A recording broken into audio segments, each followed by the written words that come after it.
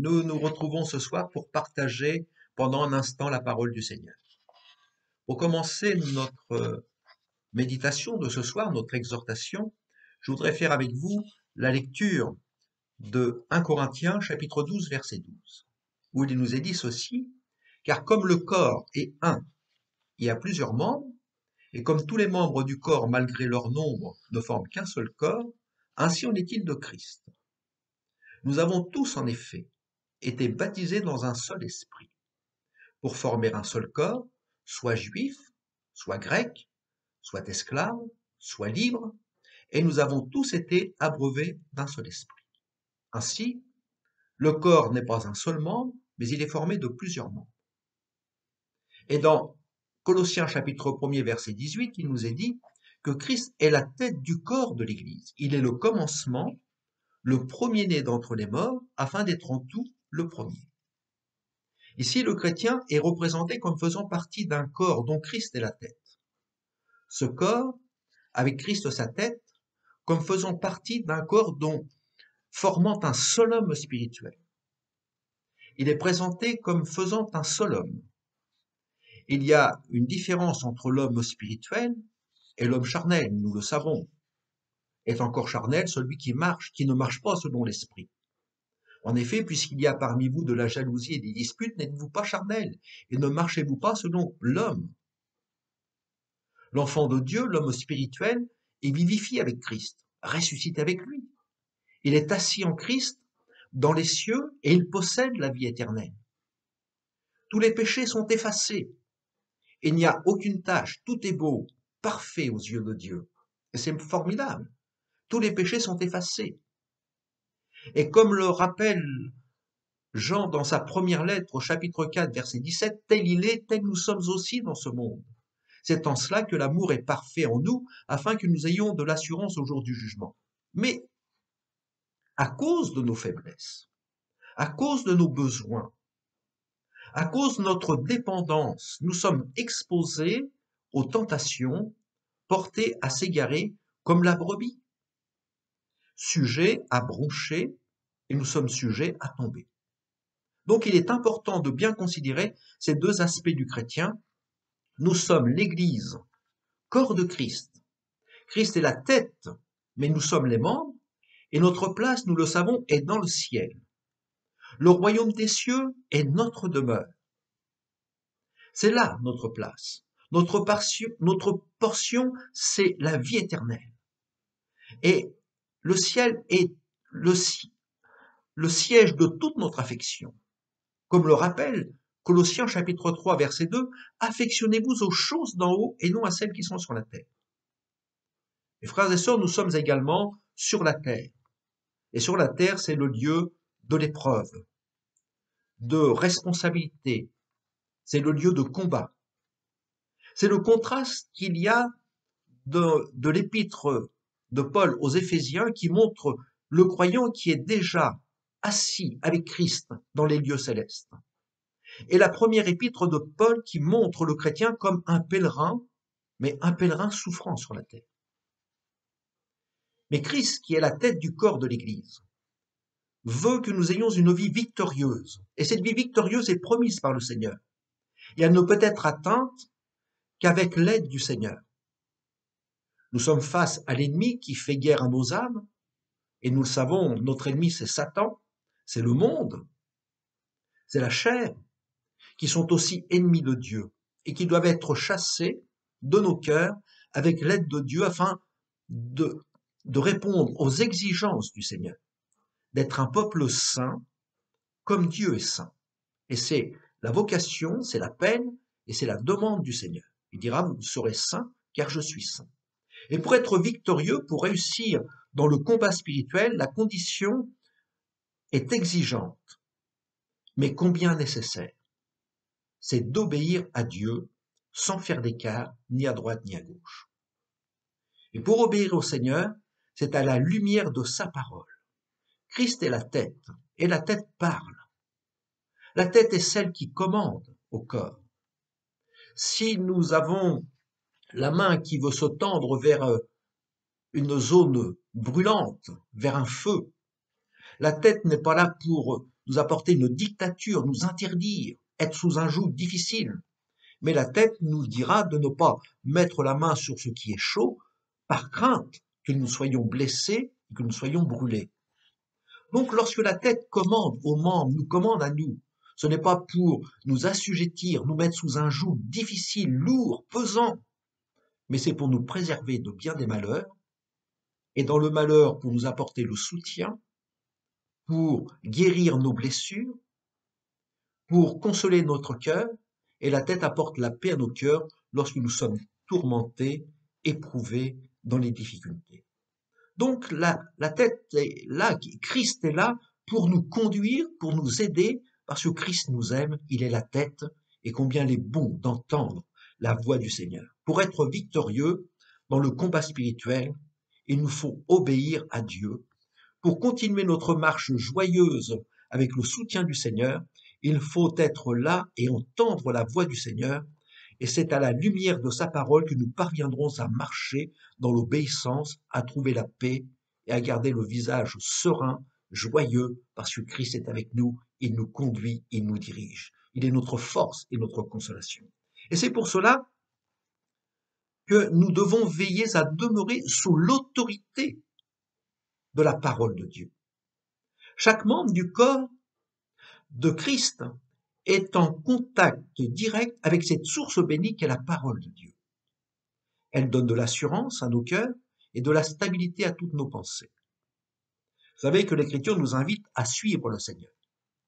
Et dans l'évangile de Jean, chapitre 10, lorsque le Seigneur nous parlera de ce bon berger, il dira « Mes brebis entendent ma voix, je les connais et elles me suivent. » Et le Seigneur nous invite à le suivre en écoutant, en entendant la voix du Seigneur. Et dans Jean chapitre 10, verset 4, il dit « Lorsqu'il a fait sortir toutes ses propres brebis, il marche devant elles et les brebis le suivent. Les brebis le suivent parce qu'elles connaissent sa voix. » Frères et sœurs, nous connaissons la voix du Seigneur. Mais nous savons également qu'il y a des voix étrangères qui veulent imiter la voix du bon berger pour égarer les âmes. Et arrêtons-nous un instant sur ces voix étrangères qui voudraient que les brebis du Seigneur les suivent. Dans Jean chapitre 10, verset 5, le Seigneur ajoute, il dit « Elles ne suivront point un étranger, mais elles fuiront loin de lui, parce qu'elles ne connaissent pas la voix des étrangers. » Dans les temps que nous vivons, il y a beaucoup de prédicateurs qui enseignent. Certains créent des églises, et elles disparaissent aussi vite qu'elles apparaissent. Et le Seigneur nous dit, faites donc et observez tout ce qu'ils disent, ces personnes-là, mais n'agissez pas selon leurs œuvres, car ils disent et ne font pas. Il y a des personnes qui se lèvent, se prétendant être des serviteurs de Dieu, ils s'autoproclament serviteurs de Dieu, ils enseignent, mais leur enseignement ne correspond pas à ce qu'ils sont et à ce qu'ils vivent. Ils disent et ne font pas. Sur l'Internet, il y a un nombre innombrable de prédicateurs. Vous trouverez de tout. Vous trouverez du bon, du très bon, du moins bon et du très mauvais. Dans sa deuxième épître de Pierre, au chapitre 3, verset 16, il est dit « Il y a des personnes ignorantes et mal affermies qui tordent le sens des Écritures, comme celui des autres Écritures pour leur propre ruine.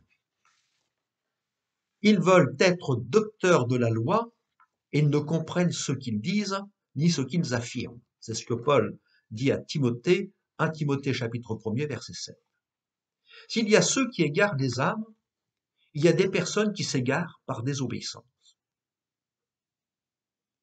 Dans 2 Timothée chapitre 4, verset 3, il nous est dit « Car il viendra un temps où les hommes ne supporteront plus la saine doctrine, mais ayant la démangeaison d'entendre des choses agréables, ils se donneront une foule de docteurs selon leurs propres désirs. » Alors il est évident qu'aujourd'hui, en allant sur Internet, vous pouvez trouver des prédications qui vous correspondent.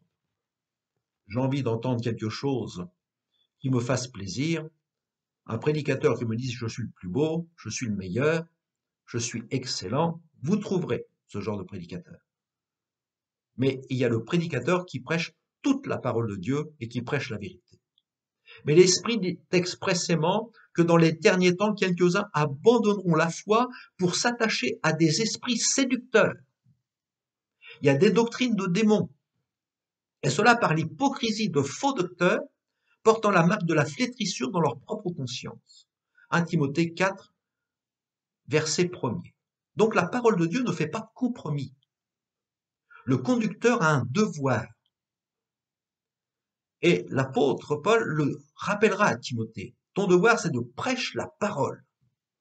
Insiste en toute occasion, favorable ou non, reprend, censure, exhorte, avec toute douceur et en instruisant. Le Seigneur a donné à l'Église des ministères qui sont éprouvés.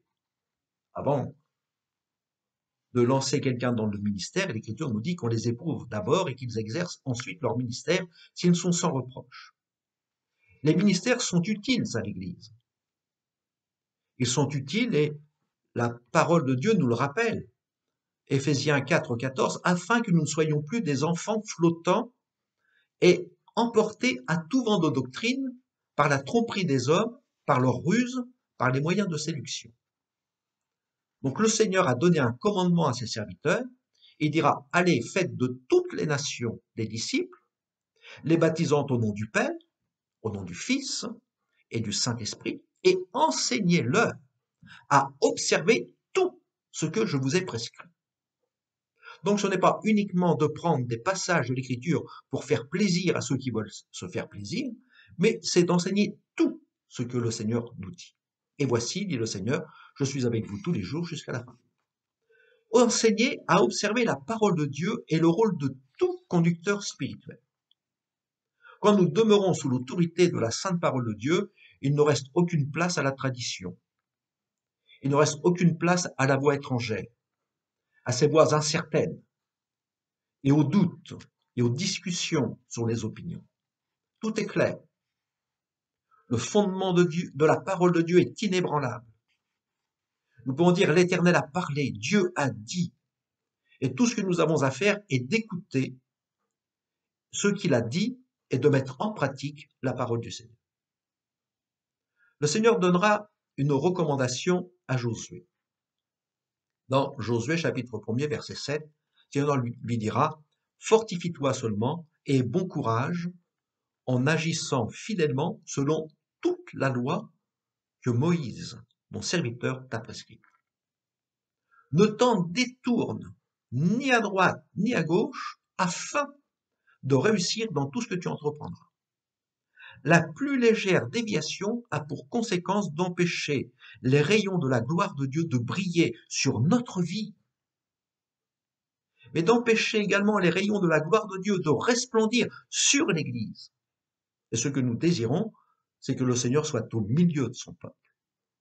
Le Seigneur peut accepter l'ignorance, le Seigneur peut accepter la faiblesse, mais Dieu n'autorise pas la désobéissance à sa parole. Frères et sœurs, donnons la plus sérieuse attention à la parole de Dieu.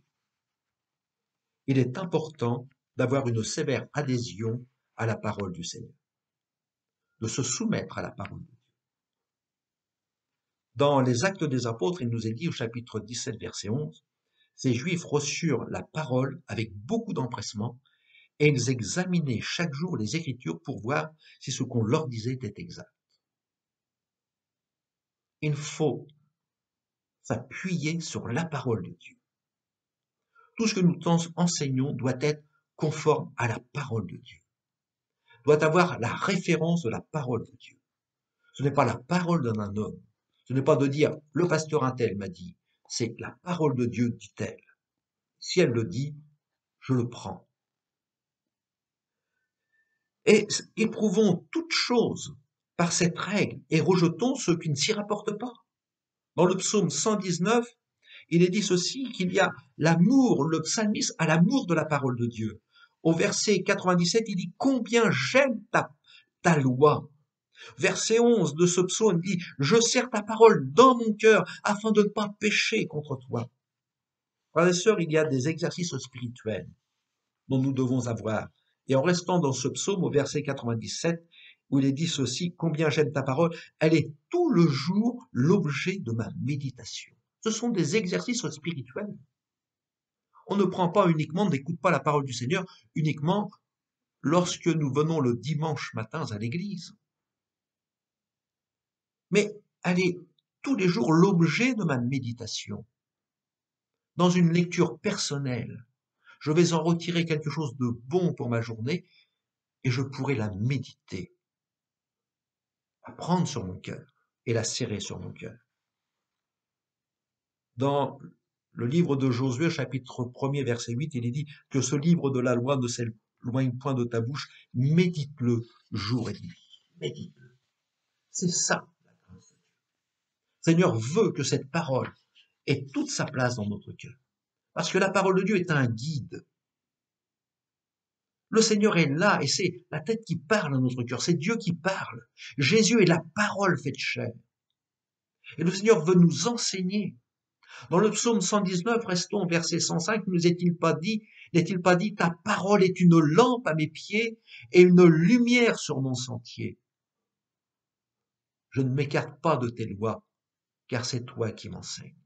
Voilà, le but, c'est pour agir fidèlement selon tout ce qui est écrit.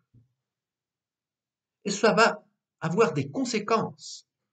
Agir fidèlement selon tout ce qui est écrit aura des conséquences. Le Seigneur dira à Timothée, c'est alors que tu auras du succès dans tes entreprises, c'est alors que tu réussiras. Dieu bénit celui qui écoute sa parole. Ça n'empêche pas qu'il y a le chemin difficile, l'épreuve, la difficulté, mais le Seigneur nous accompagne, nous soutient, nous fortifie, nous console. L'apôtre Paul donnera une dernière exhortation à Timothée. Il dira, jusqu'à ce que je vienne, applique-toi à la lecture, à l'exhortation, à l'enseignement. Paul dira à Timothée, je vais bientôt venir te voir. Jusqu'à ce que je vienne, applique-toi. Frères et sœurs, ne pouvons-nous pas en faire une application pour notre vie spirituelle? Jusqu'à ce que le Seigneur vienne nous rechercher, vienne nous reprendre. Appliquons-nous à la lecture. Appliquons-nous à l'exhortation. Appliquons-nous à l'enseignement. Laissons-nous enseigner par le Seigneur. Le Seigneur dira à Josué que ce livre de la loi ne s'éloigne point de ta bouche. Médite-le jour et nuit pour agir fidèlement selon tout ce qui est écrit. C'est alors que tu auras du succès. Applique-toi à la lecture, applique-toi à l'exhortation, applique-toi à la méditer, applique-toi à l'apprendre, à te laisser enseigner par le Seigneur. Dans le livre de l'Ecclésiaste, à la fin de son livre, au chapitre 12, l'Ecclésiaste va donner un dernier conseil. Il va dire ceci, je voudrais qu'on s'arrête sur ce passage. Crains Dieu et observe ses commandements. Ecclésiaste 12, verset 15. Notre crainte de Dieu est en premier lieu les dispositions de notre cœur envers le Seigneur. Cette crainte est faite d'un profond respect, qui est inspiré par la grandeur et la majesté de notre grand Dieu. La crainte de Dieu, c'est également la reconnaissance de la majesté du Seigneur et la reconnaissance de me soumettre à l'autorité du Seigneur, qui est le roi des rois et le Seigneur des seigneurs. Et cela implique d'écouter ce que Dieu a à me dire, d'être attentif à sa parole, ce qui aura pour résultat l'obéissance. Et c'est ainsi que continue l'Ecclésiaste, craint Dieu et obéit à ses commandements. Il n'y a pas de véritable crainte sans l'obéissance à la parole de Dieu. C'est là ce que doit faire tout homme. La crainte de Dieu et l'obéissance à ses commandements sont le cadre dans lequel tout enfant de Dieu doit toujours maintenir ses choix et ses actions. Nous le savons, et l'Ecclésiaste le dira au verset suivant, verset 16 de ce chapitre, car Dieu amènera toute œuvre au jugement, au sujet de tout ce qui est caché, soit bien, soit mal. Chacun sera jugé selon ses œuvres. Et c'est ce que l'apôtre Paul dira aux Corinthiens, chapitre 2 Corinthiens, chapitre 5, verset 10, car il nous faut tous comparaître devant le tribunal de Christ, afin que chacun reçoive selon le bien ou le mal qu'il aura fait étant dans son cœur. Et c'est ce que nous rappelle le Seigneur dans sa parole. Et si vous invoquez comme Père celui qui juge selon l'œuvre de chacun, sans exception de personne, conduisez-vous avec crainte pendant le temps de votre pèlerinage. 1 Pierre, chapitre 1er, verset 10. L'Écriture nous dit, mais comment le jeune homme rendra-t-il pur son sentier? Bien, tout simplement, la réponse est donnée dans le psaume 119 en se dirigeant d'après ta parole. Donc il est important de réaliser la soumission à la parole du Seigneur, à la soumission au Seigneur. Christ est la tête du corps de l'Église. Chaque membre que nous sommes membres du corps. Et chaque membre que nous sommes soumis à la tête. L'Église est soumise à Christ.